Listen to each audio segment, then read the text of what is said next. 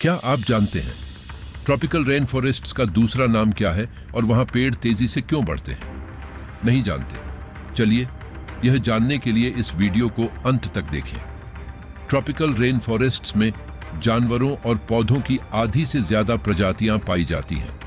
यह पृथ्वी की सतह के 10% से भी कम हिस्से पर फैला हुआ है। सूरज की रोशनी, भोजन और मिट्टी के पोषक तत्वों के लिए एक दूसरे से कंपीट करते हैं, इसलिए वे तेजी से बढ़ते हैं। रेन फॉरेस्ट्स को ग्रह के फेफड़े भी कहा जाता है।